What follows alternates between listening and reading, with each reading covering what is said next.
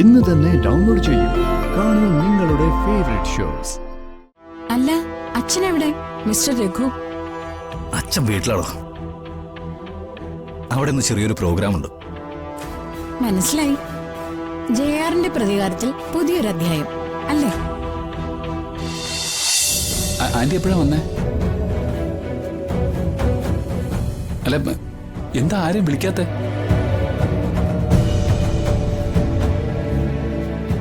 കുറച്ചുനേരം സ്വസ്ഥമായിട്ടിരിക്കാന്ന് കരുതി. എന്തുപറ്റി? അല്ല, ഞാൻ വരുമ്പോ ആന്റി ഇവിടെ ഇരിക്കായിരുന്നു. എന്താ അമ്മേ? അവിടെ വീട്ടിൽ നല്ല തിരക്കാ. വീട് അലങ്കരിക്കാനൊക്കെ ആളുകൾ വന്നിട്ടുണ്ട്. വീട് അലങ്കരിക്കാനോ? രഘുവേട്ടൻ ചെയ്യിക്കുന്നതാ. കാര്യം ചോദിച്ചപ്പോ ഇന്ന് രഘുവേട്ടന്റെ മകന്റെ ബർത്ത്ഡേ ആണെന്ന് പറഞ്ഞു. ആരും? ജീവന്റെ ബർത്ത്ഡേ ആഘോഷിക്കാനോ? എല്ലാവരും രഘുവേട്ടനെ കൊണ്ട് ചെയ്യിക്കുന്നതല്ലേ. കോടീശ്വരനായ ജെആറിന്റെ ബർത്ത്ഡേ നടത്തുന്നത് കോടീശ്വരനായ പിതാവ്. അല്ല സുജാതെ, അതൊന്നും ഇവിടെ നടക്കില്ലെന്ന് സുജാതയ്ക്ക് അങ്ങോട്ട് പറഞ്ഞാൽ എന്താ? കാര്യങ്ങളൊക്കെ ശരിയാ. വീടിന്റെ അവകാശവാദങ്ങളൊന്നും ഞാൻ ആരോടും പറഞ്ഞിട്ടില്ല. പക്ഷേ പിറന്നാളിന്റെ പേരിലെ ജീവനെ ഇങ്ങോട്ട് കൊണ്ടുവരാനാണ് ഉദ്ദേശമെങ്കില്, അല്ല സുജാത, എനിക്ക് മറുത്തു പറയേണ്ടി വരും. കാല് കുത്തിക്കേല എന്ന് പറഞ്ഞാൽ കാല് കുത്തിക്കേല. അമ്മാവ ഒന്നും പ്രതീക്ഷിക്കാതെയാണോ അവരിങ്ങനെ ഒരു തീരുമാനം എടുത്തത്? അവർക്കറിയാം നമ്മൾ സംസാരിക്കുന്നുള്ളത്. ചിലപ്പോ ഏതെങ്കിലും രീതിയിലുള്ള ആക്ഷൻ എടുക്കുമെന്നും അറിയാം. അതിനെ പ്രതിരോധിക്കാനേ അവർക്ക് അവരുടെ കമ്പനി നിയമങ്ങളും ഉണ്ട്.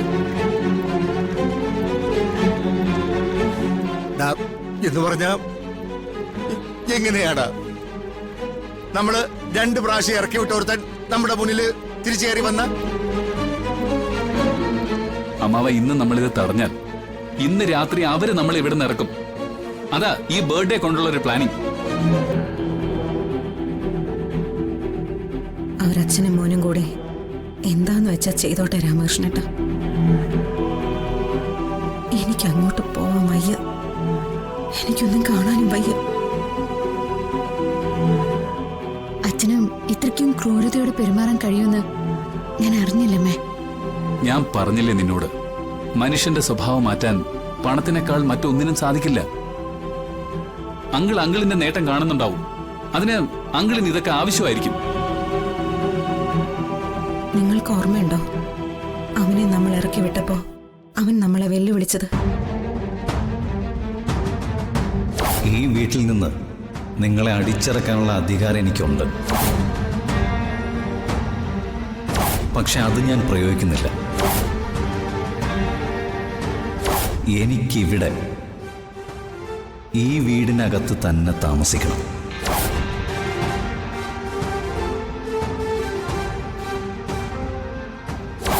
ഇനി ഒരിക്കൽ ഞാൻ അതിനുവേണ്ടി വരുന്നത് ഈ വീടിനകത്തുള്ളവരുടെ ക്ഷണം അനുസരിച്ചായിരിക്കും.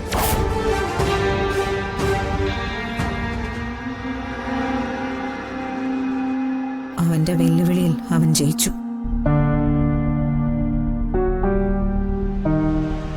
ഈ വീടിനകത്ത് നിന്ന് ഒരാൾ അവനെ ക്ഷണിച്ചു. ആന്റിക്ക് എങ്ങനെ ഇതൊക്കെ സഹിക്കാൻ പറ്റുന്നേ? ശീലം. എന്റെ മകൻ കരയിച്ചു തുടങ്ങിയതാ. ഇപ്പൊ അച്ഛനും അതിൽ രസം കണ്ടെത്തി. അറുത്തു മുറിക്കണമെങ്കിൽ എല്ലാം മുറിച്ചറിയണം. ഇപ്പൊ പോലും അമ്മ ക്ഷമിക്കാൻ പോവാണ്. കാത്തിരിക്കാൻ പോവാ. ക്ഷമയുടെ പരിധി വിട്ടാൽ എന്ത് ചെയ്യണമെന്ന് അമ്മ തീരുമാനിച്ചിട്ടുണ്ട്.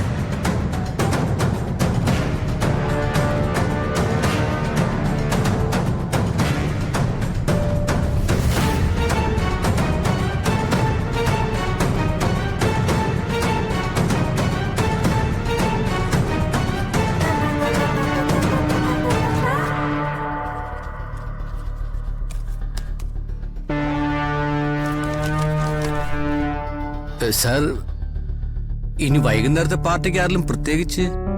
നോ, അധികം ആളെ കൂട്ടണ്ടെന്ന് ഞാൻ സ്വാമിയോട് പറഞ്ഞതല്ലേ.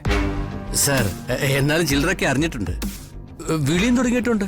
ആ, അതിന്റെ കാരണം ആരാ? സ്വാമിയാ. സ്വാമി തന്നെ പരമാവധി ആളുകളോട് പറഞ്ഞിട്ടുണ്ടല്ലോ. അത് പിന്നെ സാർ ഒരു സന്തോഷം കൊണ്ട്. ആ, ആരായത്? ഉത്തരയോ? ഞാൻ തന്നെ വിളിക്കാൻ തുടങ്ങുമായിരുന്നു. അത് കയ്യിലിരിക്കട്ടെ. ഒരാള് മറന്നുപോയിന്ന് പൂർണ്ണമായിട്ട് ഉറപ്പു വന്നാല് ആദ്യം പറയുന്ന കാര്യം ഇതാ, അല്ലേ സ്വാമി? ഉത്തരയെ സാർ അങ്ങനെ മറക്കാനൊന്നും സാധ്യതയില്ല.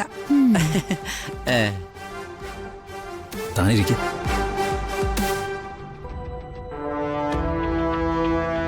അല്ല, അച്ഛനെവിടെ? മിസ്റ്റർ രഘു. അച്ഛൻ വീട്ടിലാണോ? അവിടെ നിന്ന് ചെറിയൊരു പ്രോഗ്രാം ഉണ്ട്. മനസ്സിലായി.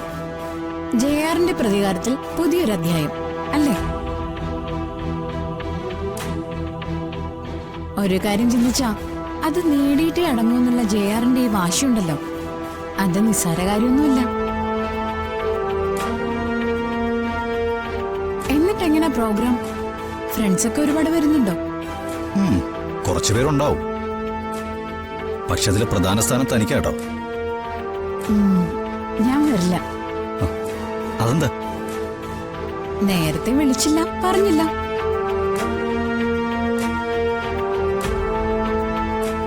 അതുകൊണ്ടൊന്നല്ല കേട്ടോ,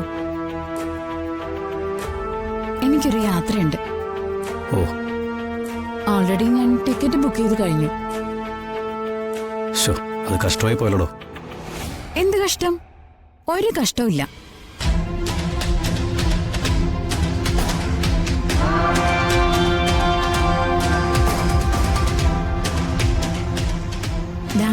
many many happy returns of the day. Thank you. ഇത്തവണത്തെ ബർത്ത്ഡേ ഞാനങ്ങ് ക്ഷമിച്ചു. പക്ഷെ അടുത്ത തവണത്തെ ബർത്ത്ഡേ എവിടെ വെച്ച് എങ്ങനെയാന്നൊക്കെ തീരുമാനിക്കുന്നത് ഞാനാ. എഗ്രി? യെസ്.